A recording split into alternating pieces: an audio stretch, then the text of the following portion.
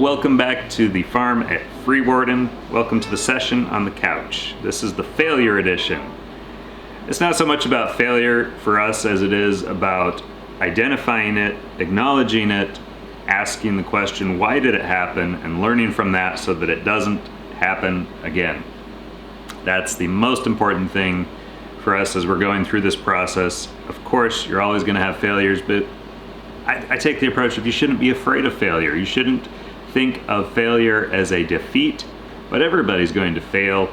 Everybody's going to make mistakes. The question is, are you going to learn from it? And so today we're going to talk about our mistakes, our failures, and what we've learned from them. If anything that we say here today helps you out, helps you maybe avoid some pitfalls, or you've experienced the same thing in the past, let us know in the comments. We'd love to hear from you. Leave a comment, and also if you enjoyed the content, maybe consider leaving us a like.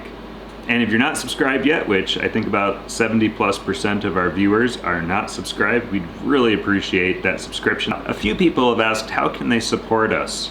Well, the best way that you can support us, honestly, is by subscribing, liking, commenting on our videos. And we really appreciate those of you who do. We see that. Really helpful. Really appreciate that. Thank you. That does not go unnoticed. We see you. We do. We see you. We've got at least 6 failures in the year of 2022 to discuss. The first one is regarding our lambs from last year. Last year we had 8 lambs born altogether. We successfully raised to maturity or butcher weight 4 of those lambs, and one of those lambs has actually just given birth. So we did have 4 lambs that died, as you may have assumed there when I say we had 8 but we raised only 4. Yes, 4 of them died. And so we want to talk about the reasons why they died and what caused, what we believe caused their deaths. Tragically, we had one sheep, one ewe, that aborted her lamb. The lamb is born way too early and sometimes even dead. This is often due to stress, which can be caused by a number of different things. Animals get stressed out when they don't have access to feed, water, when the environment that they're in is just not conducive to a good and healthy life. And so what can happen, especially when a sheep is out there in the cold pasture and you don't realize that she's getting close to lambing, or she's pregnant, but isn't getting enough feed, is she may just jettison that baby lamb right out when it's way too early because her body can't support it. At least that's what it appears to us happened. This lamb that we found the next spring, we only know for sure that she aborted it because we found it. It was so tiny. It was very tiny, and it was buried in the hay that they were eating from. Yeah, so she had it in the hay, and then it didn't survive. So how are we going to fix that in the future? We're going to avoid keeping them out there in the pasture when we know that they're pregnant. Well, how are we going to know if they're pregnant? Like we said, we didn't know that she was pregnant, or we didn't know for sure. Well, now we do. We've been able to learn to identify the signs after I realized that we didn't even know that she was pregnant until she was carrying around this sack hanging out her back end, which is an indication that they've given birth. You know, we actually thought that she was maybe going to give birth, but it turned out that's an indication that they have given birth. The next instance of a dead lamb was one that died from hypothermia. It was a twin. So we only had one set of twins that were born last year. Mm-hmm. And so the first one was born, and then while we were out there keeping an eye on him, a second one was born. And he looked like he was doing good. It looked like he had gotten a drink, but he was, comparatively in size, he was much smaller. He was a lot smaller. He wasn't probably getting as much milk. And we didn't recognize the signs, and by the time we did recognize that he hadn't been fed enough, he had gotten cold, by the time we caught that and tried helping him, he was too far gone. So we even tried tube feeding him. We brought him inside the house, we put him on a heat blanket, and we basically kept on, as soon as we realized what was going on, we brought him inside. We we tried helping him, and he just eventually passed in the middle of the night. That was kind of a hard one because we invested so much time and energy and effort into trying to save him. I think at the root cause of that is he wasn't able to get enough milk because the mother's teat had a wax plug in there. And we hadn't checked it. Yep, and we didn't know. We didn't know. Think. So, well, maybe you knew, but I didn't know anything about that. Well, I think I saw Buddy. He was obviously nursing, so I thought both were unplugged until after the twin had died, and then Buddy got older. I noticed that her bags, one was smaller than the other one, and the other one looked engorged. Yeah. And so by the time I realized what that meant, I went to go try to strip it, and I just couldn't. And like, even with my own hands, I could not strip what was going on in there. And so I think it was Buddy had unplugged one, and then the other little lamb, and even Buddy couldn't unplug the other one. Mm-hmm. So there was only one teat they were trying to share. In order to fix that problem now, we check both teats of every ewe right after she lambs. As soon as we get out there and we find out that they've had a lamb, the very next thing that we do, as long as they're not still in labor, you know, like with twins or something, I grab the ewe and hold her still while you go and try to strip her out. That's been the solution to fix that problem, to avoid that happening in the future, is making sure that our ewes have been stripped. Wax plug is not in there, impeding the milk from reaching the little one's belly. So the third one was, I can only assume, was a stillbirth, because I went out to the barn one morning and I just found a lamb that was already gone, and her mom wasn't paying attention to it. It was just on the ground in the pen with the rest of them, and it was just gone. Because it was wet still too.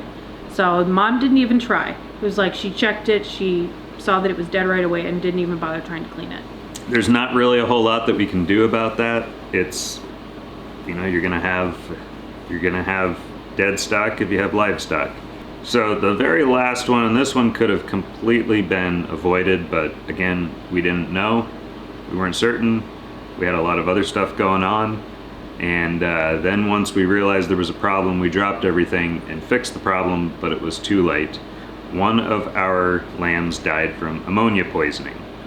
Ammonia poisoning is when there's a buildup of ammonia gases, a lot of times from the urine that's down in the hay in your barn, and it gets warmer, that thaws, and then it puts out a bunch of ammonia gas. We had an ammonia spike in the barn. I mean, I went in there, didn't realize it was so bad until I walked in, and it just about knocked me over. You know, we noticed that one of the lambs was not doing so well. The rest of them didn't seem to faze them.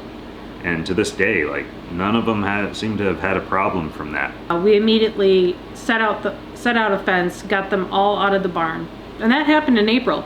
And so there was no grass out there. That's why we hadn't gotten them out of the barn yet. This year, we're not keeping them in the barn. As soon as it warms up, as soon as it's warm enough for them to get out there, we'll get them out there on pasture. We might even put them on the south pasture if we get that fenced in time. We're gonna get them out there on pasture just as soon as we can. That covers our first failure of this year. That happened pretty early. Our second failure of the year that we're going to talk about happened closer to the end of the year, and that was we lost 2 of our piglets.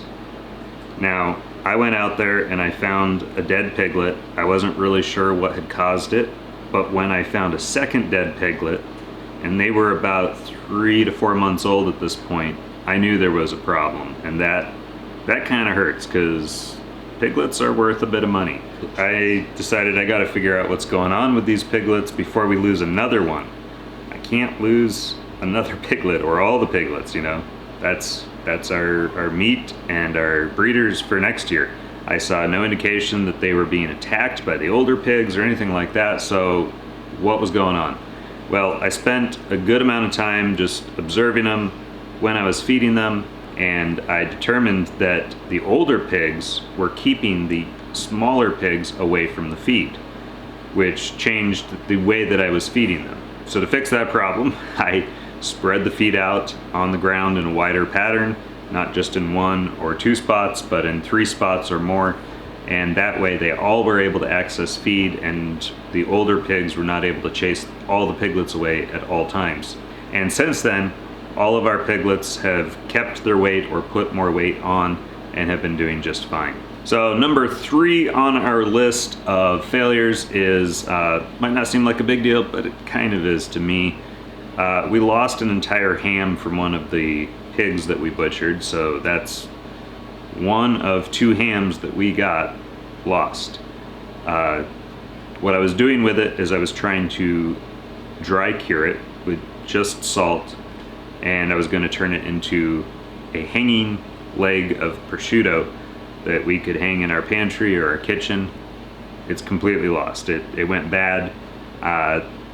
What happened there is I didn't keep up on the salt, got distracted, we got busy, and it was out in a cooler where I forgot about it for a couple of days, and next thing I know, it's going bad because through osmosis, absorbed salt, ejected liquid, and then used up that salt in the osmosis process, in the curing process, and then without introducing more salt to the leg, lost the ham. It wasn't a problem of the process as much as I didn't keep up on the process, unfortunately. Number 4 is we ended up losing one of our proven ewes, I guess is the best way to say it. She's the one who gave us twins last year, the one whose twin had passed from hypothermia.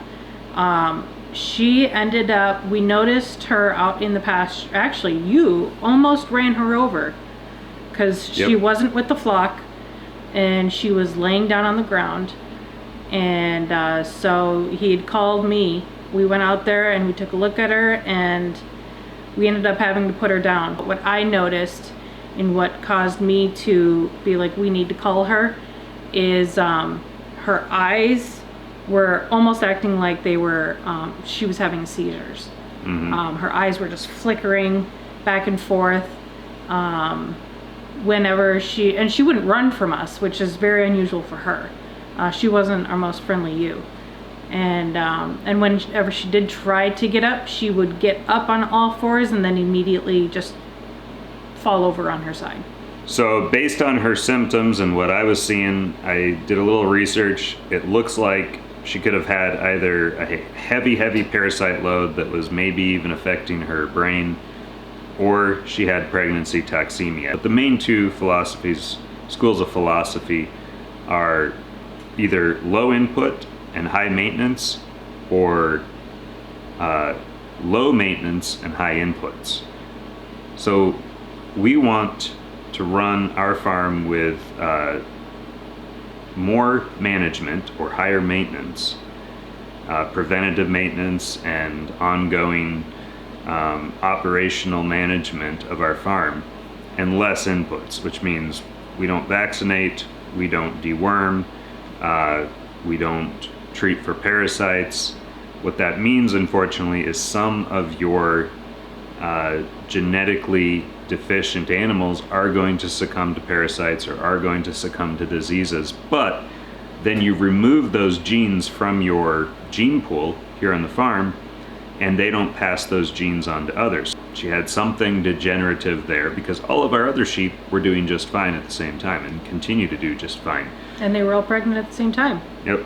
So if it was either pregnancy toxemia or if it was for parasites, none of the other ewes dealt with it. It was just her. Our method is, it's going to take more time to run our operation, but it's going to save us money in the long run, and we're going to have stronger genetic stock in the long run. We cull the animals that don't do well, and we keep the animals that do well on their own, rather than us intervening on their behalf when, for whatever reason, genetically or whatever, they succumb to parasites. Well, then they're going to be put down. That wasn't necessarily a failure. That's more so, if you're going to have livestock, you're going to have dead stock, and you pick and you choose. You pick and you choose your battles. Number 5 on our list of failures is we had really poor feed conversion, really poor weight gain with our Cornish cross chickens. Now, The first year that we raised Cornish cross, we saw explosive weight gain. You know, we had some chickens that were almost 7 pounds, fully processed, and most of them averaged out to be, well, all of them averaged out to be about 5+ pounds. We didn't have any really tiny ones, and some of them we had were really big, but all of them averaged out to be over 5 pounds a piece. This last year, they averaged to be closer to maybe 3.5, maybe 4 pounds. So that meant we had some really small ones, and we didn't really have any great big ones. Looking back, I think the problem with that was there was some overcrowding going on. We tried to put too many chickens into too small of an enclosure and with too little access to feed. So the larger chickens, the ones who would sit there and just eat and eat and eat and put on the weight, were able to push aside the smaller chickens. So a similar issue to our piglets and not being able to access food.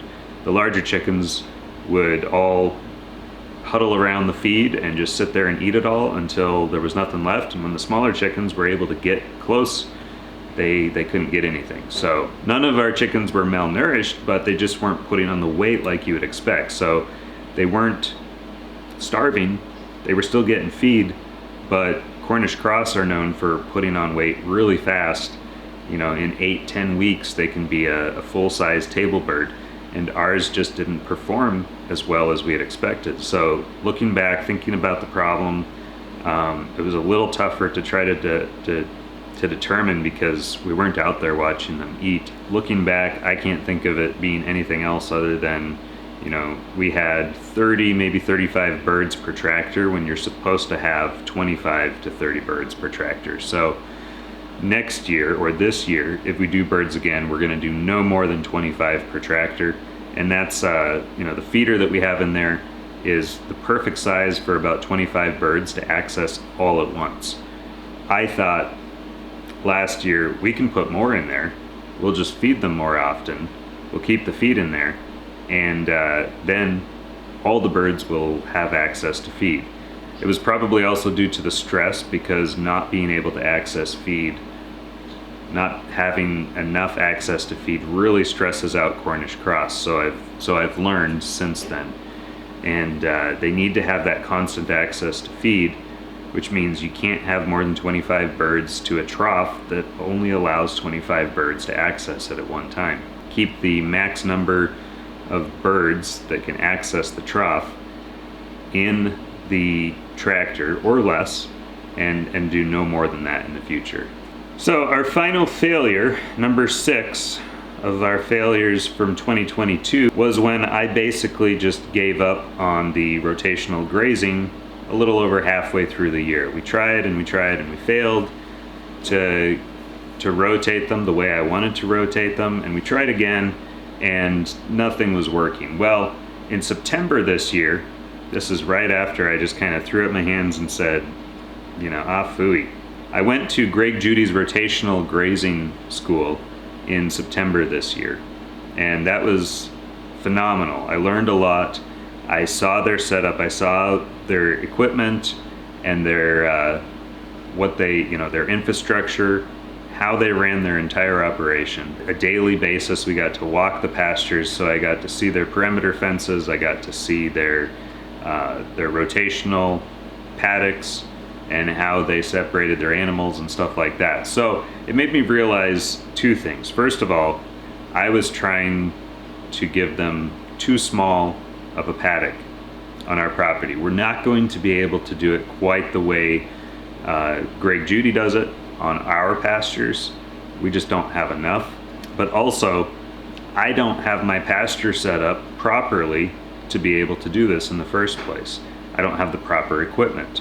And one of the big things that they do is they have high tensile fence and not a woven wire fence like I have around the perimeter. And then within that, they set up stakes and they set up these little paddocks. Well, to run these paddocks, they use these reels, which I do have, but the way that they are able to attach these reels to their fence and then electrify their fences and their paddocks is completely different than how I've been doing it, because they use PVC fencing or fiberglass fencing. So basically they're big proponents, they're huge fans of timeless fence system. In the last video you may have seen I was wearing the timeless fence system hat. That's because we've actually become dealers or authorized resellers for timeless fence system. And it looks like a fantastic product. We just got our fence posts in, our T-posts, our H-posts, our A-frames. We've got all the tools to install it, and we're actually planning on not just installing it for ourselves, but installing it for others. It's a really great opportunity. We are the only ones who are currently, I think it's a 150 to 200 mile radius in every direction. There's not another authorized reseller as far as I know. Getting back to us, we are going to install timeless fence system on our property so that it makes the rotational grazing a lot easier, and so that we can keep up on the rotational grazing, which is doing wonders when we are doing it. The little bit that we've been able to do it successfully, it's been doing wonders for our pastures. It's regenerating them, it's adding fertilization, it's keeping the load, the animal load on the pastures down, or kind of spreading that out so that they're not eating the pasture down to the stubble, and that's just helping the pastures come back even faster. So given our nutrient rich and very fertile land that we have here, we want to take advantage of every little bit of that. And so we're growing, I believe, more grass, more foliage, more food or feed on our pastures for our animals. We're able to grow more and also keep the parasites off them better by rotationally grazing them than if we gave them free reign of the pasture, which is the common way that people do this. So by incorporating rotational grazing, we are building a not just a good, healthy, fat flock of sheep, but we're also creating a flock that is parasite resistant. By promoting parasite resistance, that's going to create desirable stock that hopefully down the road we can sell as highly parasite resistant sheep for others who want to do rotational grazing with sheep as well. All right, folks, those were our failures of 2022, at least the kind of standout ones, and we learned a lot of good lessons. The key, I believe, is identifying the root cause of the problem so that you can address that in the future, get better, and move onward and upward.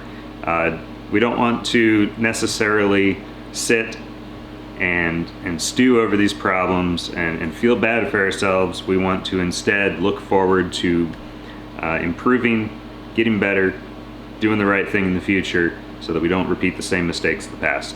It's all a part of the process, and we're looking forward to a great year in 2023 here. I just can't wait for the snow to be gone so that we can get out there and start putting these things into practice again. But all things a good time. Until next time, you all take care, be safe, hug somebody, God bless you. Everything is going to be okay. Peace.